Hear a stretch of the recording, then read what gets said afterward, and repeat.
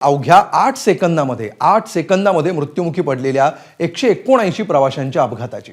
दक्षिण कोरियामध्ये 181 प्रवाशांना घेऊन जाणाऱ्या विमानाचा भीषण अपघात झाला. या अपघातामध्ये 181 पैकी 179 प्रवाशांचा दुर्दैवी मृत्यू झाला.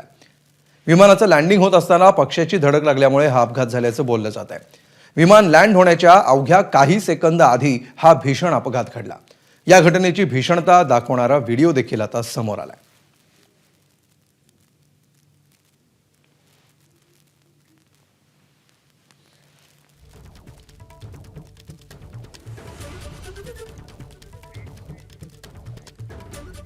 दरम्यान आज सकाळच्या या दुर्घटनेनं विमान अपघातांचा मुद्दा पुन्हा एकदा चर्चेत आलाय.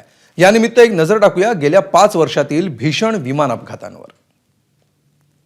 दक्षिण कोरियाचं मुआन विमानतळ स्थानिक वेळेनुसार सकाळी 9 वाजता बँकॉकवरून येणारे एक विमान लँड करण्याच्या तयारीत होतं. मात्र याच दरम्यान एका पक्षाची धडक विमानाला बसली आणि अवघ्या 8 सेकंदात विमानाचं क्रॅश लँडिंग होऊन 179 प्रवाशांचा मृत्यू झाला.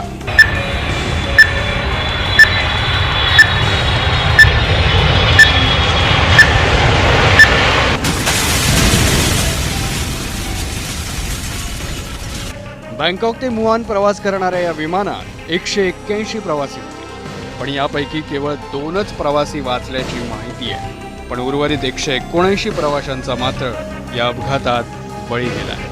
दरम्यान गेल्या काही वर्षात झालेल्या भीषण विमान अपघातांचा एक आढावा घेऊया.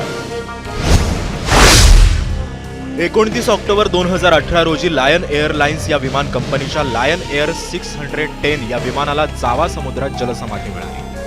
इंडोनेशियातील जाकार्ताहून उड्डाण घेतलेलं हे विमान टेक ऑफ नंतर थोड्याच वेळात जावा समुद्रात पडलं. बोईंग 737 मॅक्स जातीच्या या विमानात एकूण 189 प्रवासी होते. त्यापैकी एकही जिवंत राहिला नाही. या दुर्घटनेनंतर जगभर 370-737 मॅक्स जातीच्या या विमानांची उड्डाणच थांबवली. 10 मार्च 2019 737 मॅक्स जातीच्याच या विमानाचाही असाच भीषण अपघात झाला. यामध्ये 157 प्रवाशांचा मृत्यू झाला. या अपघाताचं कारणही MCS प्रणालीतील तांत्रिक बिघाड हेच होतं. हे विमान इथिओपियन एअरलाइन्सचं होतं. इथिओपियनच्या अदिस अबाबा या विमानतळावरून उड्डाण केल्यावर काही वेळातच ते दुर्घटनाग्रस्त झालं. या अपघातानंतर 737 मॅक्स या विमानाचं उड्डाण थांबवण्यात आलं. 9 जानेवारी 2021 ला श्रीविजया एअरचं बोईंग 737-500 हे विमान दुर्घटनाग्रस्त झालं. इंडोनेशियातील जाकार्ताच्या सोकार्नो हत्ता विमानतळावरून उड्डाण केल्यानंतर काही वेळातच विमान समुद्रात पडलं. विमानातल्या सर्व 62 प्रवाशांना जलसमाधी मिळाली. 22 मे 2020 रोजी पाकिस्तान इंटरनॅशनल एअरलाइन्सचं एअरबस A320 जातीचं विमान कराचीतील रहिवासी भागात कोसळलं. कराचीतल्या जिन्ना आंतरराष्ट्रीय विमानतळावर उतरण्याचा प्रयत्न करत असताना हा अपघात झाला. लाहोरहून आलेल्या या विमानात जवळपास 99 प्रवासी आणि 8 कर्मचारी होते. 7 ऑगस्ट 2020 रोजी एअर इंडिया एक्सप्रेस या विमान कंपनीच्या केरळमधील कोळिकोड आंतरराष्ट्रीय विमानतळावर लँडिंग करत असताना हा अपघात झाला. दुबईहून येत असलेल्या या विमानात जवळपास 165 प्रवासी प्रवास करत होते. त्यातल्या 21 जणांचा मृत्यू झाला. प्रतिकूल हवामान, पाऊस, अरुंद धावपट्टी आणि मोठं विमान ही दुर्घटनेची कारणं चौकशीमधून समोर आली. 21 मार्च 2022 रोजी चीनच्या चायना ईस्टर्न एअरलाइन्सच्या बोईंग 737-800 या विमानाचा दक्षिण चीनमधील पर्वतरांगात कोसळून अपघात झाला. विमानामध्ये असलेल्या सर्व 132 जणांचा या दुर्घटनेमध्ये मृत्यू झाला. याच वर्षी 24 जुलैला नेपाळच्या शौर्य एअरलाइन्सच्या विमानाचा अपघात झाला. त्यामध्ये 18 जणांचा बळी गेला. काठमांडू विमानतळाहून उड्डाण केल्यानंतर काही वेळातच हे विमान दुर्घटनाग्रस्त झालं.